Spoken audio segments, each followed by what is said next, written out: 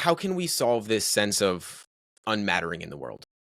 Huh. Well, I mean, that is such a huge question. And I Yeah. think it's important to take a step back to try to answer this. About, James, about 14, 15 years ago, my life was going really well. I was a senior executive at Lowe's, and I had been going through this period where I felt like I wanted to get more involved spiritually with what was going on in my life. And so we found that the Methodist Church offered these courses that were 36 weeks long. They call it discipleship, and it's a really big investment because you're meeting twice a week for a few hours in a small group setting with the pastor. And for me, it was really transformational because growing up as a Catholic, Catholicism does a ton of things great, but I can't say during my entire time going to parochial school I was ever brought up to be told to read the entire Bible. I think you're kind of guided to different scriptures that they want you to teach Mhm. more per se. So I was lucky to have this phenomenal pastor Terry, who was not only a PhD in theology, he had a PhD in history. And so he was able to take these abstract concepts, these metaphors that we see in all the different religions. It's not just Christianity. Same thing happens in Hinduism, Buddhism.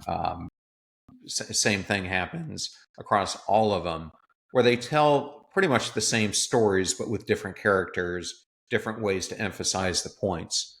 But as I was going through this transformation, I started to really hear this calling from the source, and it was that I was supposed to go out there and start helping the beaten, broken, bored, lonely, helpless of the world. And it made me kind of think of being Moses called to serve and having no idea what you're supposed to do, but you're supposed to lead people to a new destination. And I had no idea what that calling was about. And to be honest with you, it took me about a decade to figure it out. Like, who are these people? How am I supposed to help? I don't possess any of the skill sets to do that. But when I started to hear those symptoms, it I started to try to go deeper into them. Like, are they symptoms or are these really people? And so as I started to analyze it, I started to go into what do all of these people have in common?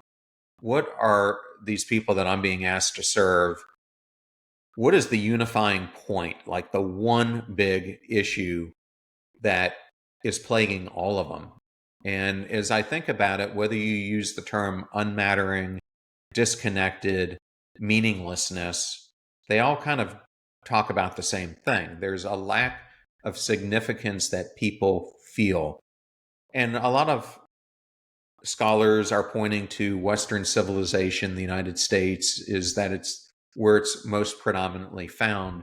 But in my research and in talking to people all around the globe, it's not isolated to the Western cultures of the United States, of Europe, etc., Canada. It's really an existential crisis of meaning. And when you don't have that meaning in your life, you start feeling the things that I'm describing. You feel apathetic, you feel numb, you feel broken, you feel battered, you feel lonely, you feel burned out because we're going about chasing the wrong things. And when you go about chasing the things that we're conditioned today in society to chase, it gives you this overwhelming feeling of listlessness. And so the antithesis of this is a feeling of mattering, a feeling that we belong, that we hold space not only to others, but most importantly, we are connected to our self worth. Because when that's missing, it has a cascading effect. If we don't feel ourselves like we hold a place in the world, how are we supposed to believe that other people are going to feel that we're meaningful? How in the world are we supposed to make others feel that they hold a place in the world? And so to me, it's a cascading issue. And so, in order to correct this, I believe we have to fundamentally come back to the places where we feel the most mattering in our lives. And one of those fundamental components is the family unit, because I think that's where we are taught from a young age what our self worth is. And more families today aren't spending time together. They're not nurturing that deep relationship, nor the relationship with maybe the rung or two of relatives that touch that family. Yet, if you look historically, it has been the family units, especially in Eastern culture. If you go down to Central America and South America, almost their whole ecosystem is built around family first, taking care of generations of family, oftentimes living together with your families because it is such an important element. But when that starts breaking down, and it's breaking down across the world, we're seeing cascading impacts. We're seeing so many people now not wanting to have children, not giving up their children, and most importantly, even when they do have children, even when we're in the same room, we're often not in the same room by being present. So I think if you're going to change this, it's got to start with what is happening in the homes around the world to help bring more a sense of meaningful connection, and from there, cascading it. It's a big answer for a big question. Yeah. I think in a world where we are supposed to be more connected than ever, we're more disconnected than ever. I've spoke with a lot of doctors and authors and um, psychologists and so many people this year where it's not just the family, but it's we're disconnected from ourselves in a big way as well. I think it's the loneliness epidemic is not talked nearly enough about. And as a recovering senior executive, I'm curious for your journey into the work that you do today. When did that moment hit for you when you realized that everything that you were going for, everything that you were taught to want, everything that you felt was going to bring everything that you thought you needed into your life? When was that moment for you when you realized that that wasn't going to be the path for you? So I'm not sure for me there was one defining moment. I think there ended up being a defining moment that made me act, but I think that I was given a series of wake up calls over time. And I think that's how it is for a lot of us. But if I have to look back, I remember when I was your age, I never in a million years thought I would become a management consultant or a senior executive. That wasn't really what I dreamed of becoming. It wasn't my lifelong dream when I was a kid. When I was a kid, I was more enamored with being a professional hockey player or being a soldier, those types of things. So I wanted this life of adventure, this life where I was getting out and I was not stuck behind a desk. And so that's one of the main reasons I pursued going into the military, was to pursue that life. And I only left the military because I was fortunate enough to get accepted by the FBI, and I was going to become a special agent, and I was had my Quantico date set, and then life throws you lemons sometimes. Congress couldn't pass the budget. My class got recycled. I was naive in thinking this would be a short recycling period, and it ended up being over 3 years, and I was forced to find another job. And I did that intentionally, but I was under a time constraint. So it really led me into becoming a management consultant.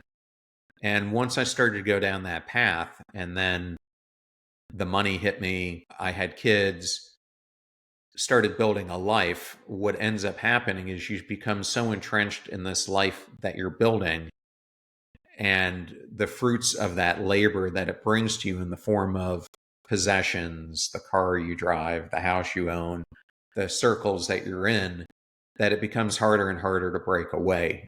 And I think this is one of the crises many people face. It's what Henry David Thoreau called way back when quiet desperation.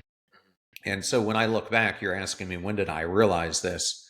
Well, I felt like I was in a period of quiet desperation for a long time. I was going into work, but I certainly didn't feel like I was fulfilling my mission in life when I was going. I felt after a time that I was going because I had to. I had to keep up the life that we had. I had to provide for my family. And then you also get caught up in I wanted to become a senior vice president. Then I wanted to become the chief information security officer. Then I wanted to become the chief data officer. Then I wanted to become the CIO. Then I wanted to become a CEO. And you start spiraling into this never-ending hamster wheel. It's Arthur Brooks is probably the one who's talking about it the most right now.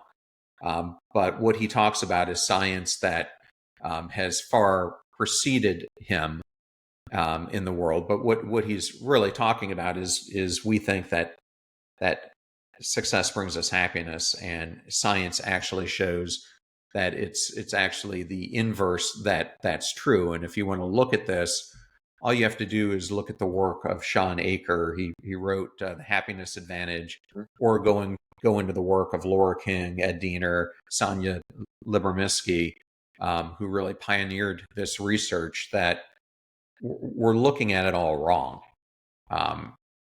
And yet, so many of us get so tunnel vision that success is the thing that we constantly chase it. And I think that ends up guiding our lives towards intrinsic motivation instead of intrinsically being motivated by the things that really bring happiness, things that self-determination calls out in the form of autonomy, the self-worth that we feel, mastering the inherent talents that we were put on earth to master, and most importantly, relatedness, those connections that we form with others. So very true. I think the common thread of this year with a lot of people I've spoken to is so much of this, whatever you define as success, is just going at it with a basis of success not being really defined by us. And I think for many of us, we're driven by what other people tell us what success is or what we think success is supposed to be. And I think we care more about how we're seen by others and how we feel about ourselves. And I think that's the core of where most people are don't have a passion, don't feel fulfilled, don't feel like they're giving anything into the world. And when you can't give anything into the world, you kind of feel useless. And I'm curious for you, when you realize that for you, that path, you could keep going. And I think you got to CIO in a Fortune 50, like you really built up, and for a long time, that was your thing. But how do you go about reigniting your passion, or at least even finding it? Because Passion Struck became an idea 4 years ago, but it was a thought many years ago, but it really, like, the idea, the name Passion Struck really came around 4 years ago. And then you've built it to such an amazing thing, and from the book to the podcast nowadays. How do you go about reigniting that passion, or at least finding it for most people, I guess? Yeah, well, I'm going to just touch on your previous question just for a sec. So you asked me like when was the defining moment that I felt this? I could feel a sense of that I was losing myself for a period of time. And it was subtle. And the way I talk about this is it's almost like a low grade depression. I mean, there's such a small change that you don't really feel it. And then over time, it builds up and up and up till it's moderate, then it's becomes severe. And I think the same thing happens whether it's burnout or us losing ourselves. It's not as if you flip a switch and bam, Yeah, right. you're there, which is why I'm saying that I don't think it was one defining moment. But I slowly found myself just feeling more and more apathetic. And the more apathetic I felt, the more numb I felt. So, to answer your question and why I brought that up is just like someone who has severe depression, you can't go from severe depression to no depression overnight. You've got to put a lot of work in to figure out what are the causes of it and how do you address those root causes. It's like someone who has PTSD.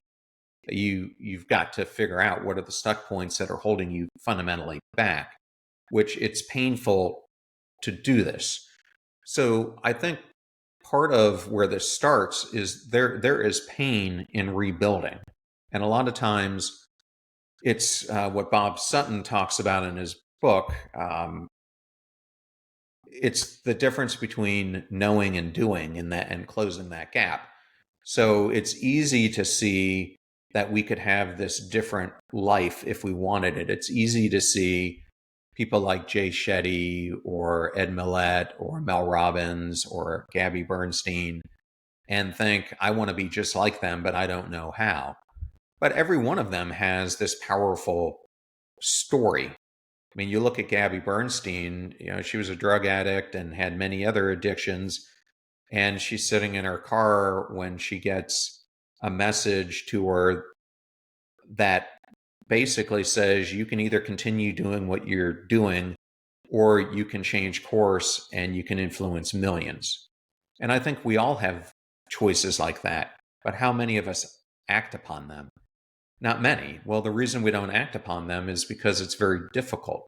So for me, if you really want to find this next journey that you're supposed to go on, if you want to reinvent that passion, I think one of the starting points is you have to pick an area where you need to fix the most. Where sometimes you can't find that passion until you get rid of the things that are stopping you from being able to move forward in life. And for me, it really came down to I had suppressed a ton of trauma that I had gone through. And when I was in the military, that's kind of what we were taught to do. Just suppress it. It's not manly to be vulnerable about these things. You've got security clearances. If you come out and start talking about these, you're going to lose it.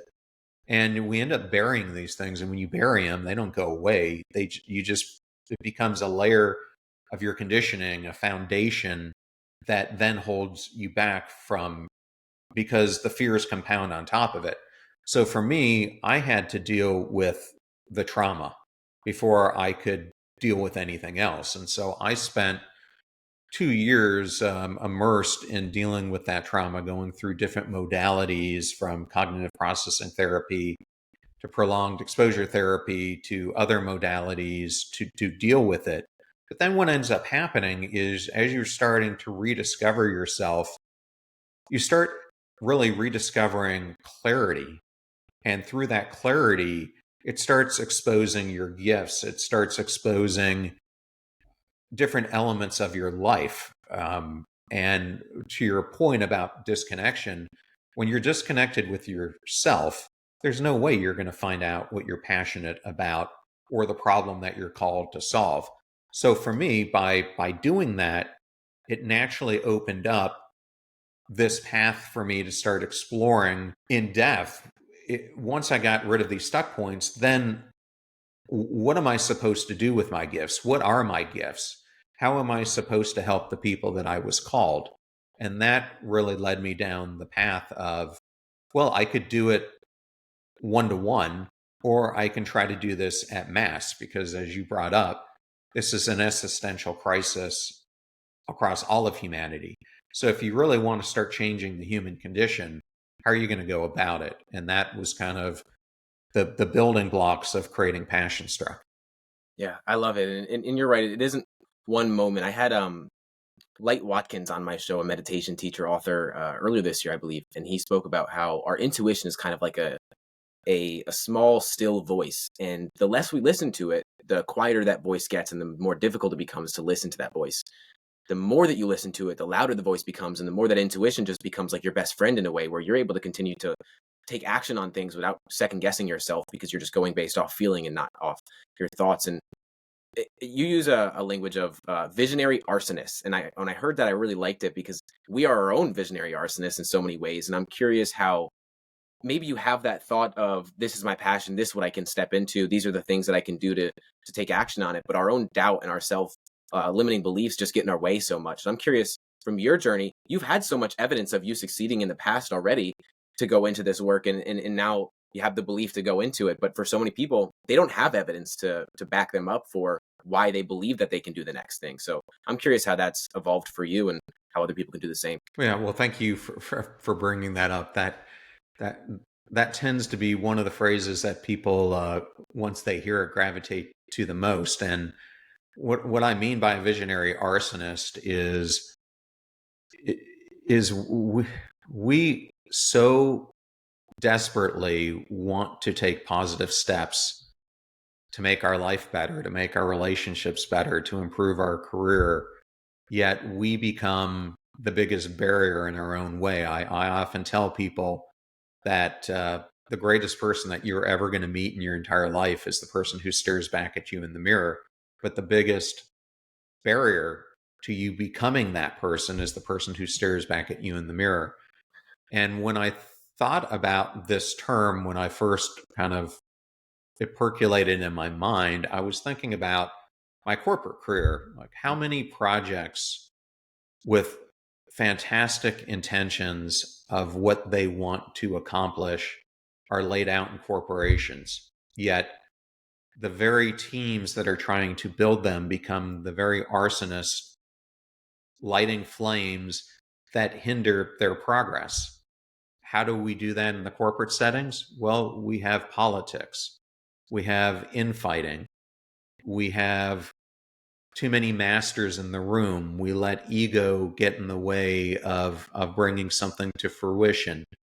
We here we don't have funding or something else, and we don't think of imaginative ways to counteract that to bring it to fruition. We let too much time pass so that by the time the solution comes out in the market, it becomes an afterthought because something else has surpassed it. I mean, there's so many ways we arson the very things that we want to bring in a corporate setting. Well, the same thing happens in our own life. I mean, we have this path that we know we need to go on.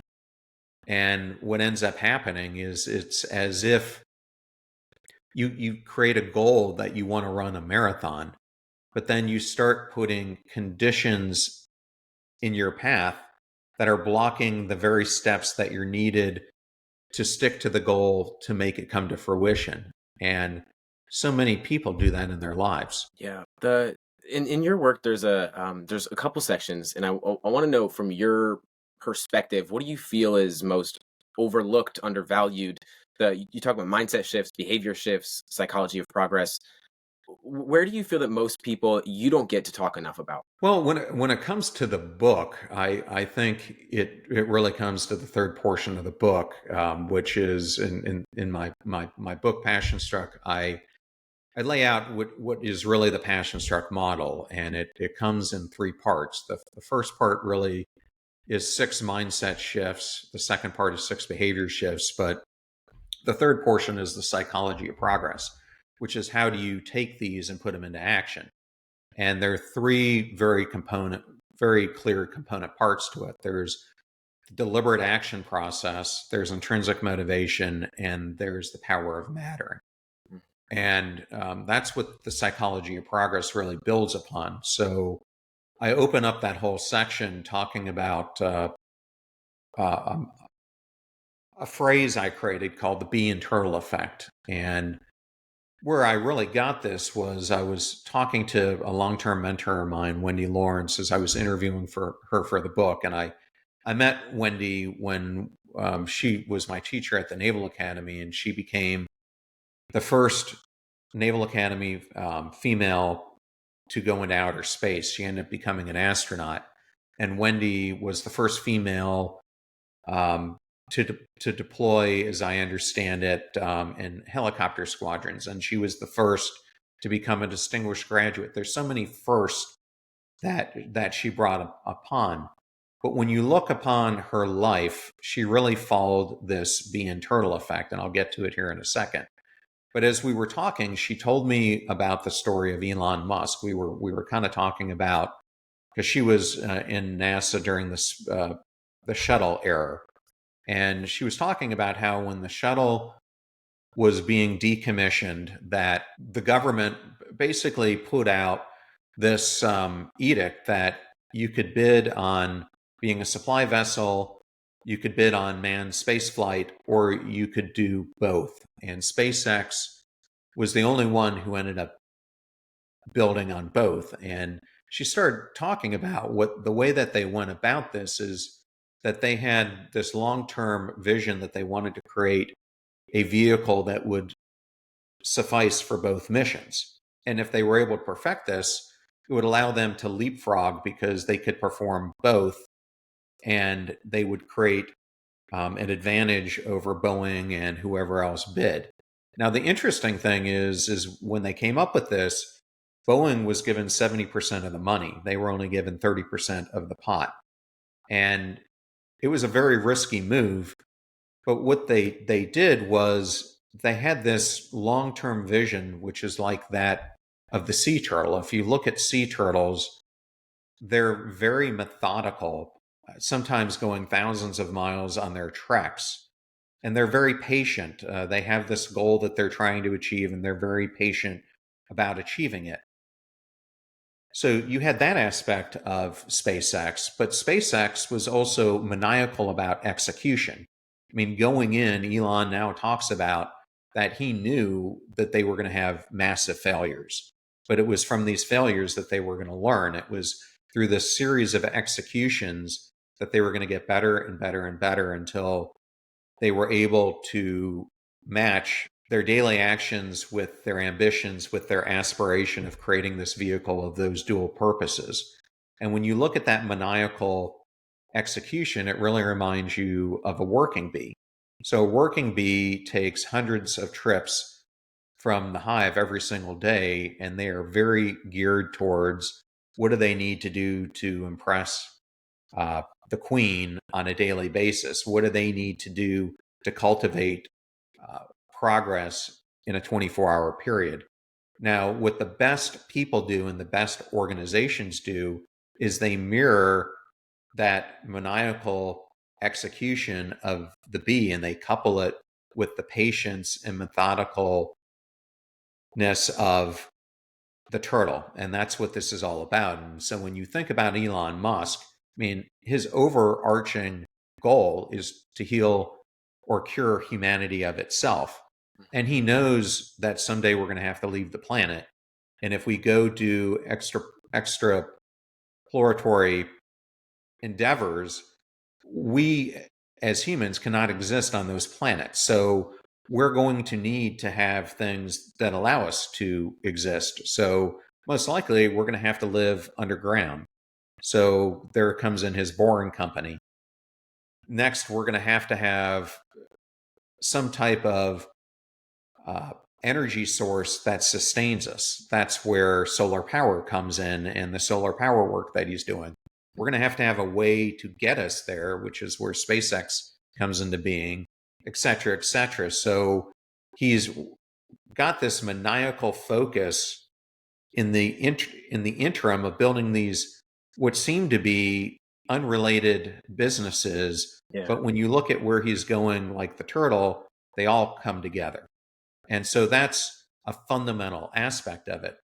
The next part of this is to be maniacal about that. It leads you to what I call the deliberate action process. Talking about Elon, you were at Bold Business. I don't even know when that time frame was, but Elon, Oprah, Jeff Bezos, before Passion Struck was even a thing, you were already doing this. And over the years of Passion Struck, it's immaculate to see the people that you've been able to speak to and the conversations that you've had and the movement that you've cultivated. What have you learned from all of the people that you've been able to speak to? Because it seems even with your book as well, you've integrated so much of what you've learned, but also what other people are putting in their work as well, which I think is fascinating. I think it's really important. Well, people often ask me the question, like, what would you tell your younger version of you, someone like you? Yeah. And at this point, I would tell them to read my book. But I was trying to come up with a guide that shows it could be someone who's just starting out their career. How do you live a life where you don't settle? Mm. For someone who's in the middle of it, who might be stuck at a plateau, how do you reinvent yourself to get over where you're stuck?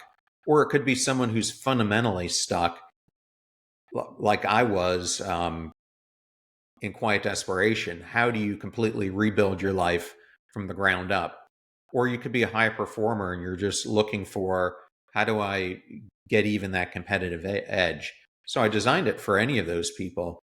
But what I was really trying to do with this is, you're right. I worked for the company called Bold Business for a period of time. And if you're not familiar with Bold Business, I'd encourage you to check out their publication, which is named that. But they, on top of that, they offer consulting services and everything else. But while I was there, I started to do this thing called the Bold Leader segment. And I created 8 or 9 characteristics of what it meant to be a bold leader. And then I started to look at individuals who were bold leaders. And it led me to people like Jack Dorsey and Jim McKelvey and Oprah, like you mentioned, and Elon Musk, and many, many, many others. And a surprising thing happened. As I was looking at them as leaders, I started to look at, is there something that differentiates all of them in their personal life too? And so this caused me to start looking at, what are the traits that really made them be able to become who they are? Like, what allows Dwayne The Rock Johnson to become Dwayne The Rock Johnson, or Derek Jeter to become Derek Jeter, or Bono from U2 to become Bono? And I started to find that just as there were different traits that made them bold leaders, there were common traits that were making them the individuals they were. And so I started out with kind of a list of about 30 things that I found. And I started out looking at 20 leaders, then it became 50, and it ended up over the course of a number of years being like 700. And I found the 12 principles that make up Passion Struck. And it's one thing to have theory. I think it's another thing to do me search. So once I kind of found these 12 principles and I had left Bold Business, I decided the best way to see if this stuff really works is to apply it to myself. And so I put myself through the 12 principles to see what it would do. And it completely helped me rebuild my own life and reinvented who I am today. And it's so funny because so many executives out there come to me. I mean, I could do this as a whole line of work and say, 20,000 executives out there want to do what you did. How did you do it? Because it's so difficult to completely change career trajectory like that. But if you read my book and you follow the steps, anyone can do it. Yeah, the sunken cost fallacy, I think, develops the more and more you're into something too. So when you've built something up for so long, you're so deep into a company, or into it, whatever it is for anyone, it's really difficult to leave something that you feel you've invested so much time and money into. And so stepping into something else, even if it would fulfill you more, it's uncomfortable and it's scary. And I think for a lot of people, it's terrifying. And I'm curious how your internal narrative has developed, because I think you're the only other person that I've been able to speak to that I can recollect at this moment that can relate to Jim Quick's broken brain story. And so I'm curious, as your life has developed, as your career has developed, how has your internal narrative developed and your relationship with yourself? Yeah, well, I'm going to go back to something you asked me about earlier because I realized I probably didn't answer the question as well as I could have. You asked me, so many people who become visionary arsonists, they have these limitations. How do you break free from it? And then you kind of just asked me, like, how was I able to do it? I don't care who you are, how senior you are, etc. We all face imposter syndrome. We all, no matter how much you've accomplished, we all put limitators on ourselves. And so one of the best exercises I encourage people to do is, so many of us know what a bucket list is, but how many of us know what a reverse bucket list is? And this whole concept of reverse bucket list, I first heard about this from a gentleman who is brilliant. Tav Bell is his name, but he was able to trademark and get the domain, the bucket list guy. And I first heard about this concept from him, so I don't want to take credit for it. But ever since he told it to me, it makes perfect sense. So if there's something big and gnarly that you want to accomplish, maybe it's writing a book, maybe it's starting a podcast, maybe it's rekindling a relationship that's been broken, maybe it's taking a new career path, and you really lack confidence to do it, you're stuck in this constant arson, you know, arsoning the things that you want to create in life. A great way to look at this is through the lens of the reverse bucket list. Write a list of all the things that you've done that you've never thought in a million years you could have accomplished. It could be skydiving. It could be getting a PhD. It could be graduating from the Naval Academy. It could be going through boot camp. It could be going through BUDS training if you're a SEAL. It could be doing a high school performance that you never thought you'd have the courage to do by putting yourself out there. It could be competing in sports and achieving a level you never thought you could. But when you start building those things up and you look at all the things that you've accomplished, it should give you a heck of a lot more confidence on what you can do if you put your mind to it. Now, coming back to Jim Quick, I love what Jim talks about, and I was interviewing him, and during our interview, I said to Jim, I'm not sure if you've ever gotten this before, but I can completely relate to what it was like to be the kid with broken brain, because that was me at about the same age you were. We had different circumstances behind it. He was pushed standing on a chair. In my case, I was pushed from behind playing a game of tag. We both experienced the same thing. We both had traumatic brain injuries, and it caused a series of learning difficulties that both of us had to overcome. And I remember, being like 5 or 6 years old, or I guess I would have been 6 or 7 years old. And here I am with now a speech impediment. It's caused an eye issue where I'm having to wear an eye patch. My brain is constantly racing with all these thoughts that I cannot contain. So I misspeak all the time. I look deformed. I didn't have many friends, and I was afraid to even talk. And on top of that, I was pre-inclined to be an introvert to begin with. And I look back upon that, and if it wasn't the encouragement that I got from my speech pathologist to not only help me to talk again more intelligently, but she taught me that my life didn't have to be like that. We can manufacture how we want our life to look like. It doesn't matter what's happened to us. It's all in our mind, what we can accomplish and how we choose to perceive ourselves and our surroundings, and what we can accomplish when we choose to see a path that's different. And so for me, that was fundamental, because it kind of took away these constraints that I had. And anytime since then that I've faced difficulties or challenges, I can always go back to that period of my life and realize that if I can get through this and that pain, I can really get through anything that life throws at me. And it's really interesting. I was talking to my fiance last night, and she had gotten her nails done, and the lady who works on her nails happened to be part of an unfortunate situation where a fight broke out at a bar that she was at, that she wasn't even part of it, and somehow she got brought into it, and she ended up losing an eye. And she could choose to live as a victim, but what Corey tells me is she's one of the most positive people that she knows.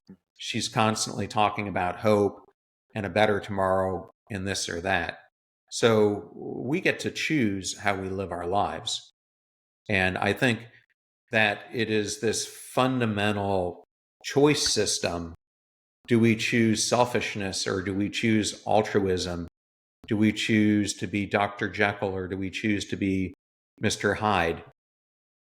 And I think what people don't understand is there's this compounding effect of our choices. It's something that's fundamental to everything that I discuss.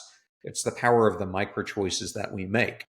You can either feed altruism, or you can feed the ego and selfishness. You can feed to be kind to others, or you can feed hate.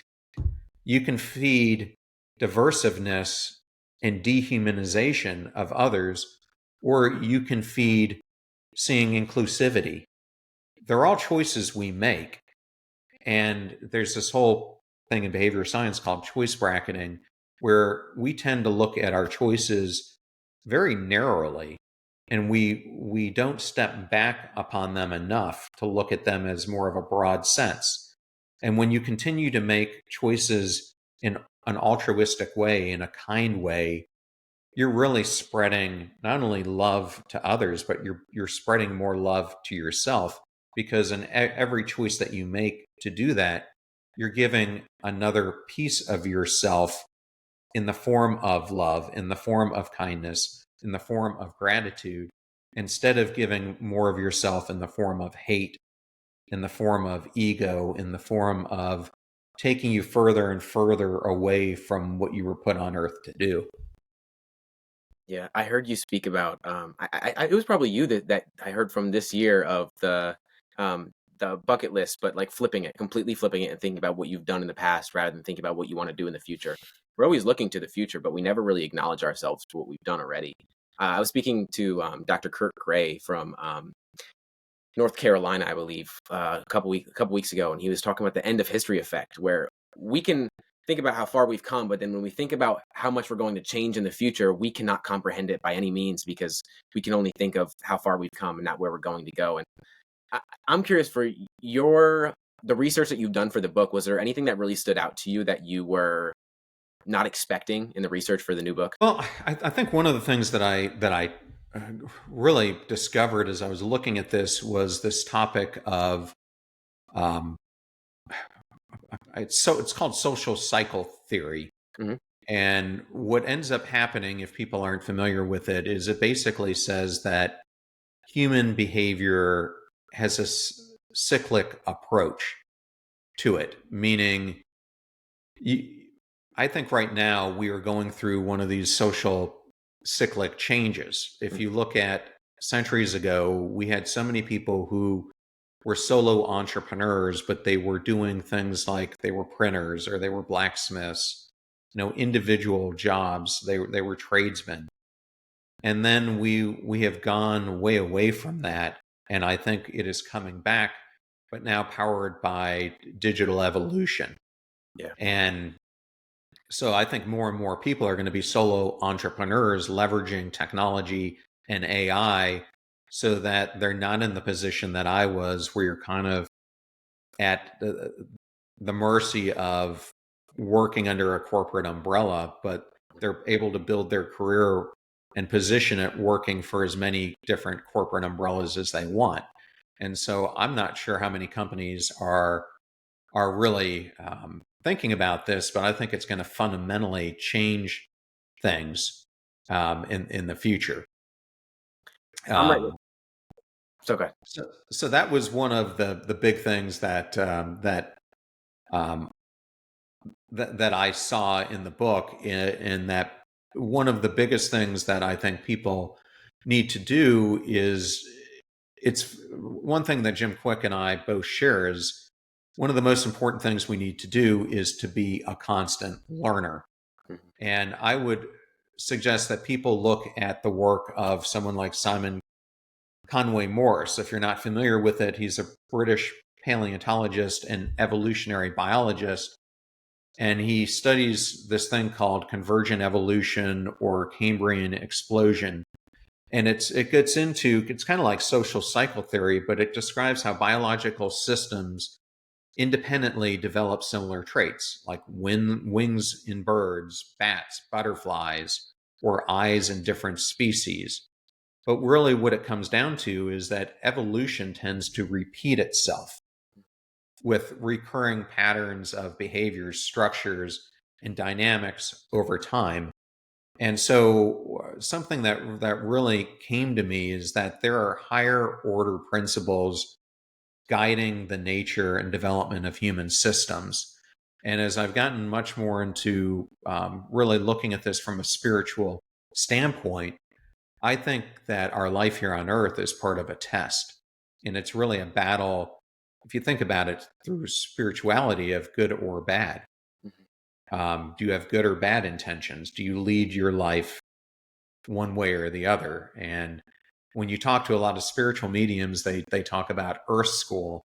And I'm becoming more and more kind of convinced that we are put on here as a form of school and that there are inherent things that we are supposed to be learning. And I think evolution has this natural cyclic motion to it that I've been doing more and more research on.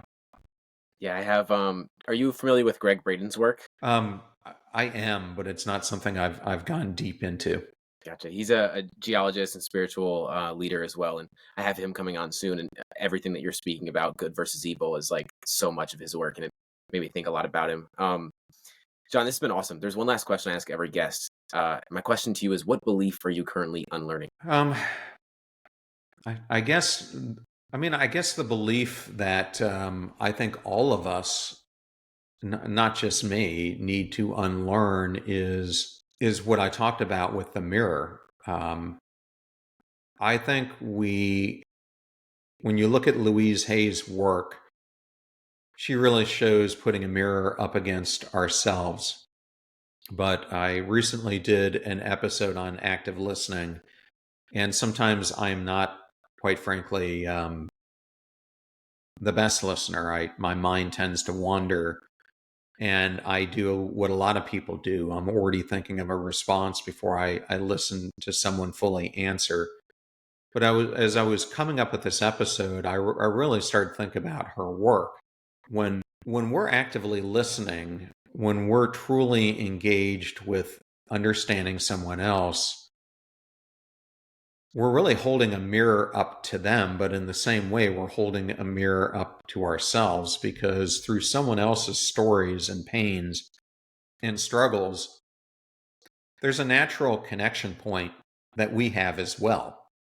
And I think this whole art of listening is fading away as we get more disconnected and we're not communicating as deeply as we once were. And so for me, I am trying to lean in on that and to practice what I preach, because by actively listening and hearing someone out, not only are you magnifying their feeling of mattering, you are also learning through them and seeing parts of yourself that help you express how you matter to the world more as well.